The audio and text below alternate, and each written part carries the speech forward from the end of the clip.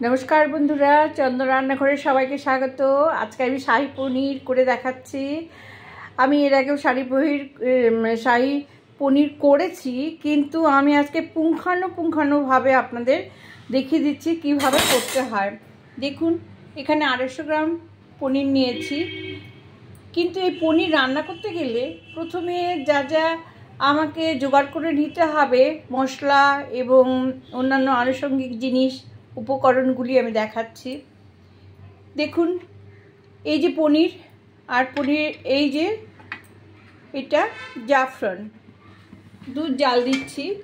এই দুধ জাল দিয়ে আমি এর মধ্যে দেখুন 2 হাতা দুধ দিলাম, দিয়ে এর মধ্যে আমি 1 চিমটি এই যে এইটা জাফরান দিলাম, দিয়ে এটা ভিজবে। হ্যাঁ, এখন এটা এরকমই থাকবে। দেখুন এইটার মধ্যে দই নিয়েছি 1/2 কাপ। হ্যাঁ, আচ্ছা, পনির কিন্তু আমি ভাজবো না, এমনি দিয়ে দেব। এইবার আমি কি করছি দেখুন, এই কড়াইটা বসিয়ে দিলাম। এর মধ্যে আমি দেব একটুখানি ঘি। কি দিলাম? 4টে এলাচ, কতগুলো লবঙ্গ, হ্যাঁ অর্থাৎ 8-10টা লবঙ্গ আর একটু দারচিনি। এটা আমি ঘি দিয়ে ভাজবো। এই যে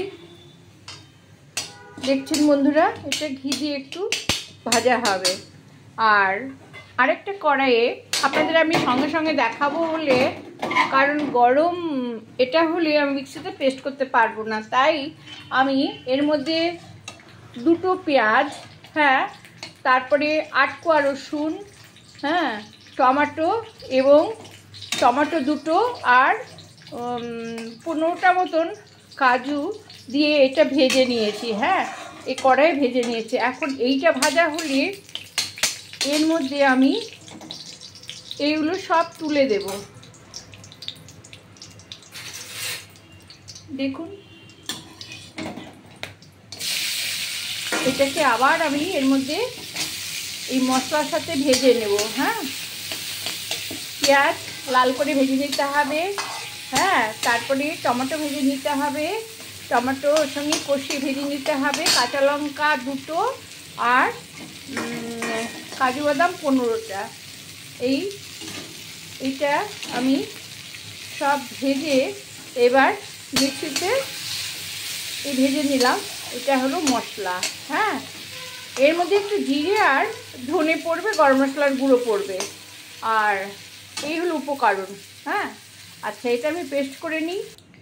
দেখুন বন্ধুরা, কড়াতে সাদা তেল দিয়ে দিয়েছি, দেখেছেন। আর এই যে মশলা, এটা হলো জিরে গুঁড়ো, লঙ্কা গুঁড়ো, হ্যাঁ ধনে গুঁড়ো আর গরম মশলার গুঁড়ো, আর হলুদ ছাড়া কিন্তু রান্না।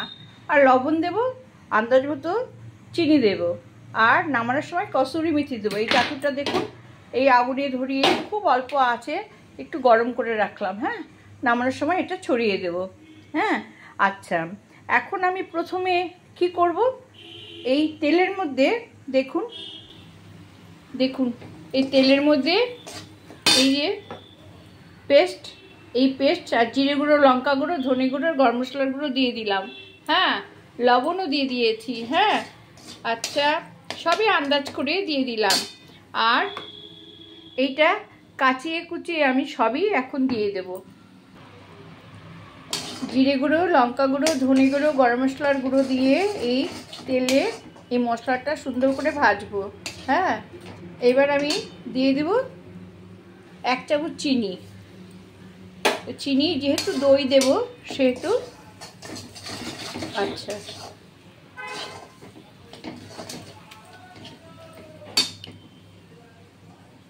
আর দেখুন এই যে দই পেস্ট করেছি, হ্যাঁ এটা 1/2 কাপ দিয়ে দেব।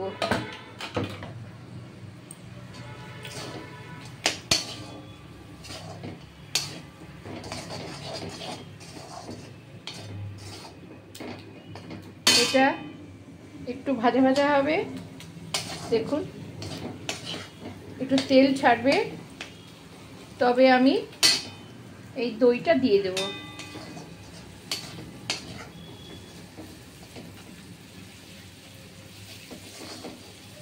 লঙ্কাটা কাশ্মীরি লঙ্কার গুঁড়ো বা এমনি লঙ্কার গুঁড়ো, আপনারা যে লঙ্কা মানে যেমন খাবেন তেমনই দেবেন ঝালটা। হ্যাঁ, আমি আন্দাজ করে দিয়েছি 1 চামচ।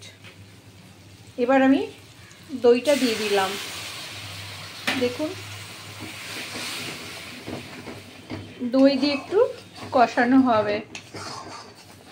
আমি কিন্তু কোনো রকম হলুদ দিচ্ছি না। হ্যাঁ, একটু কষানো হলে আমি এই কাচিয়ে কুচিয়ে এইটার জলটা দিয়ে দেব। দেখুন, এটা দই দিয়ে কষানো হয়ে গেছে, তেলটা ছেড়ে ছেড়ে উপরে ভাসছে। আমি কোনো রকম অন্য কোনো মশলা দেইনি। জিরে গুঁড়ো, ধনে গুঁড়ো, লঙ্কা গুঁড়ো, লবণ, মিষ্টি, গরম মশলা।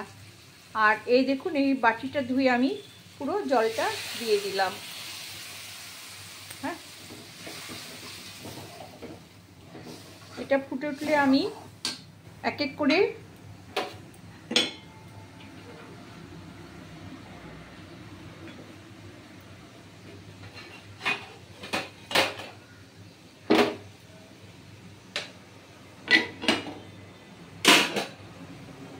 দেখুন, এটা ফুটে উঠেছে। আমি পনিরগুলো আস্তে আস্তে দিয়ে দিচ্ছি। হ্যাঁ,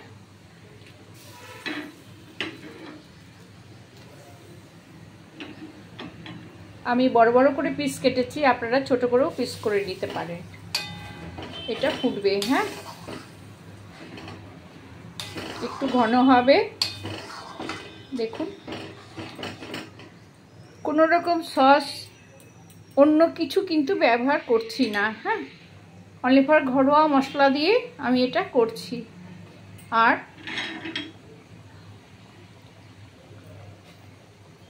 এবার যেটা দেব সেটা হলো এই জাফরানটা গুলে রেখেছি, এটাও আমি দিয়ে দেব। হ্যাঁ,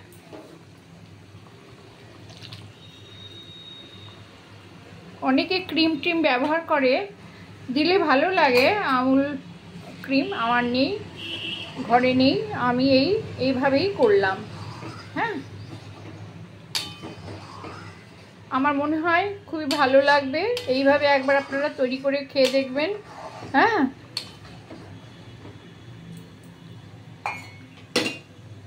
একই জিনিস কত রকম ভাবে করা যায়, তাই না? এই পনির দিয়েই কাটলেট, এই পনির দিয়েই পনির ফ্রাই, এই দিয়েই মটর পনির। হ্যাঁ, তবে নবরত্ন কারি, আবার এই শাহী পনির। এর মধ্যে আমি গাওয়া ঘি দিয়ে ওই গরম মশলাটা ভেজে নিয়েছি, এলাচ, দারচিনি ও লবঙ্গ। অতএব আলাদা করে আর মাখন ঘি কিচ্ছু দিতে হবে না।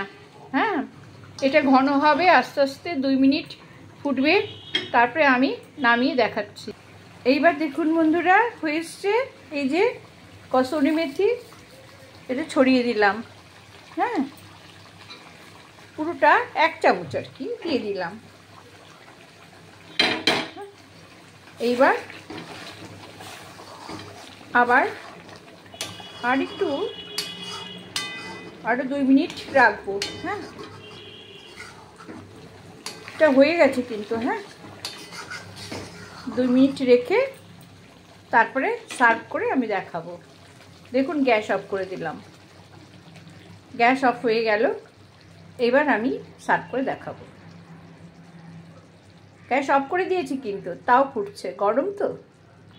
আপনারা যদি মনে করেন বন্ধুরা যে এতটা ঝোল রাখবেন না, তাহলে আরেকটু মানে গ্যাসে আরেকটু ফুটিয়ে নিলে আপনারা মানে গাঢ় জিনিসটা পাবেন। হ্যাঁ, আর একটু ঝোল থাকলে খেতে ভালো লাগে। আমি এইরকমই রেখেছি, কারণ এটা মোটা কড়াই, গরমে আরেকটু টেনে যাবে, কিন্তু এরকমই আমি রেখেছি। কারণ এই গ্রেভিটা খেতে দারুণ লাগে, খুব সুন্দর লাগে, অপূর্ব। জানি না আপনাদের কাছে কেমন লাগবে, তবে আমি আশা করব যে আপনারা একবার রান্না করে এটা খেয়ে দেখবেন। হ্যাঁ, আমি এটা ঢালছি এবার। হ্যাঁ,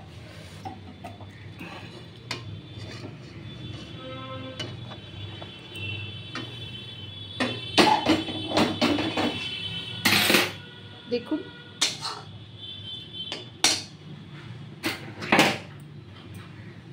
এই যে কেমন হয়েছে দেখুন। এটা কিন্তু জমে যাবে আর একটু। হ্যাঁ, ঠিক এইরকম রুটি, পরোটা, ভাত, পোলাও সব কিছুর সঙ্গেই ভালো লাগে। বিশেষ করে ফ্রাইড রাইস পোলাওয়ের সঙ্গে তো দারুণ লাগে, আর রুটি, পরোটা, নান রুটি সব কিছুর সঙ্গেই সুন্দর লাগবে। আশা করি আপনাদের ভালো লাগবে। হ্যাঁ, ভালো হলে একটা সাবস্ক্রাইব করবেন, লাইক করেন, শেয়ার দেবেন, আমার সাথে থাকবেন, কেউ আমাকে ছেড়ে যাবেন না। হ্যাঁ, যারা নতুন দেখছেন তাদের সবাইকে আমার অসংখ্য ধন্যবাদ। যারা তো আছেন তারা তো আমার ভালো বন্ধু। হ্যাঁ, আমি সবসময় আপনাদের পাশে আছি। ইউটিউবে সফল হব কিনা জানি না, তবে রান্না মোটামুটি যা করি হয়তো মুখে দেওয়ার মতন করি। হ্যাঁ বন্ধুরা, এইটুকু বিশ্বাস আমার আছে।